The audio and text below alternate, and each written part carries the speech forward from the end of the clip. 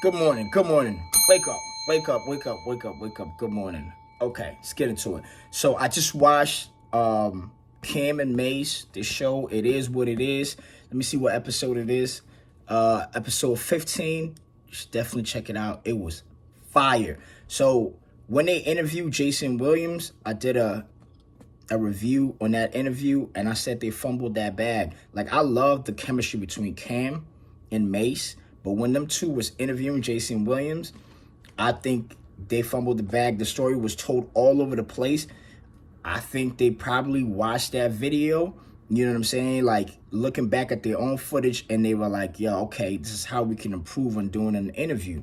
So when they had this guy, Lenny Cooke, like, they literally did it's like a bio of Lenny Cooke. From even like the first question Mace asked him, like, what's your real name? Like, is it you go by Leonard or you go by Lenny? And he was like, yo, you call me Lenny. So like that right there is like he's really starting from the beginning. And they told the story all the way to what are you doing now? What should people check you out for now, right? And I didn't know about this guy, Lenny Cooke. But now I have mad information on this guy, Lenny Cooke, that now I can give to other people. I can share his story because I just watched a beautiful interview that Cam and Mase did of him.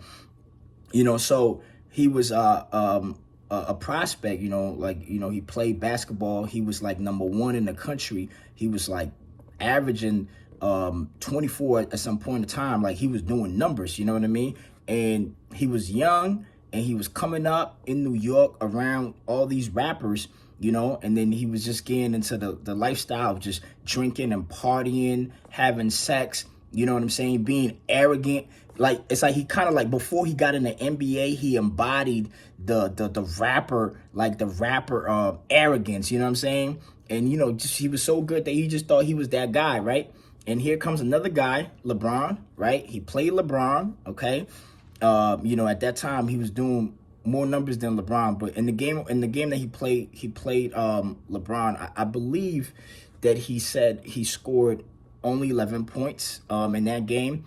But LeBron hit the buzzer beater, and then LeBron became like number one, right? So he dropped to number three. LeBron surpassed him. He tried to, get in the NBA draft, but he wasn't drafted, even though he was like real dope, right?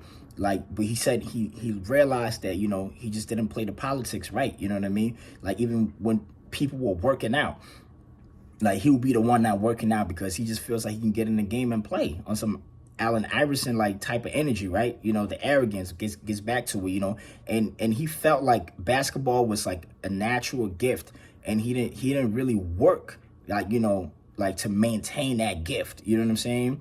And in a way, it was kind of taken away from him.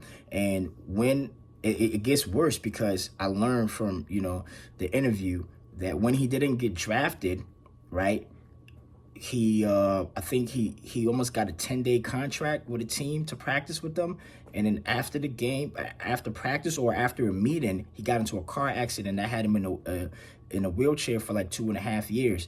And that really just kind of like killed his dream. He said he even went to Kuwait, and he got cut from the team in Kuwait. And y'all know a lot of NBA players in America, they go overseas and they surpass everyone. You know what I'm saying? They fly high. You know what I mean? So to get cut and sent back home, you know what I mean, it's crazy.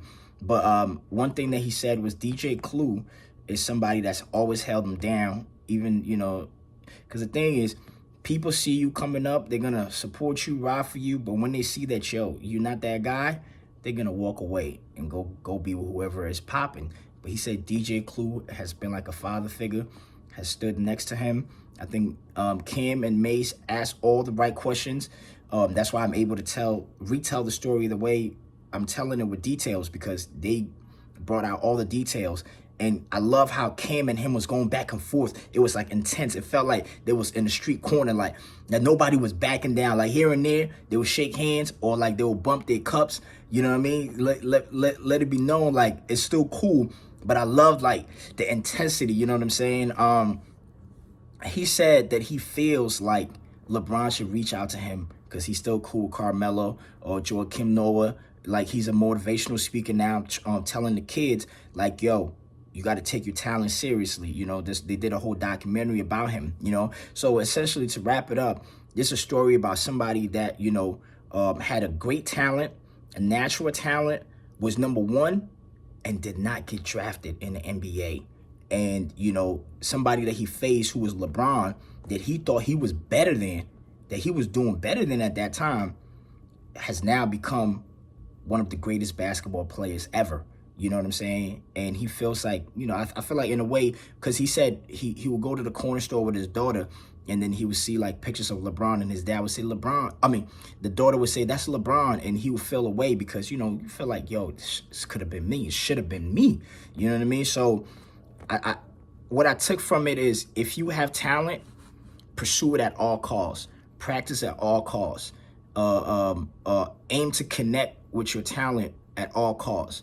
You know, even if you're going to be arrogant, know when to be arrogant and know when to be humble. You know, if you have a talent that other people don't have, that's an opportunity to save lives, take care of people, take care of yourself, enjoy life.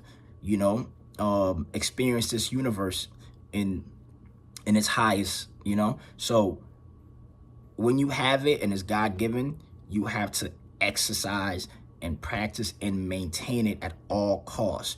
You can never lose it because it's not by chance. You know what I'm saying? It's God-given. You know what I mean? So that's a lesson I got from it. Cam and Mase did a great job. And, you know, I'm still tuned in, and there's more to come. It is what it is.